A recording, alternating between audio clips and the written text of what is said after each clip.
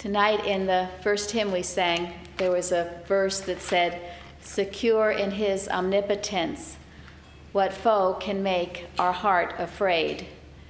And that had a lot of meaning to me. I remember at one time having a lot of fear and having a difficult time overcoming it. And it was working here with a practitioner who was feisty and dedicated and knew how to handle it that helped me so much. And one thing, many things I was told, but one thing was to realize the omnipotence of God. I was once told if I knew that God was all, I would have nothing to be afraid about. But at that time, those were just words to me. Another thing that helped me was I was asked when I was feeling fearful to ask, what am I afraid of? And to even go home and write it down and ask myself and write down, what is it that you are afraid of?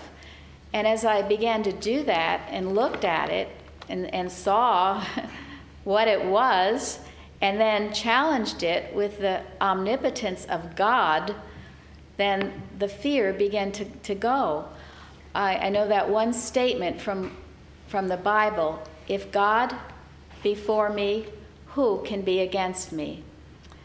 That was a great help anytime a fearful thought would come. So as I faced the fears and didn't run from them, which I was automatically doing all the time, I was able to overcome them one by one and to be victorious and to really prove, as Mrs. Eddy says, truth or error is a coward before truth. She also says, and I've given this before, but it's helped me so much, and I'll give it again. It's on page 56 of Collectania, Mrs. Eddy. Do we not all understand cowardice never conquers?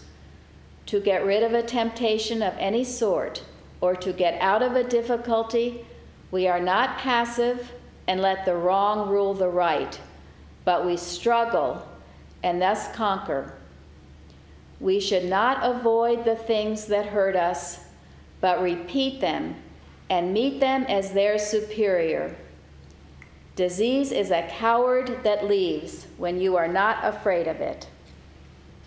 I'm so grateful to be learning this truth. I'm so grateful for the power and presence of God that's with us every moment.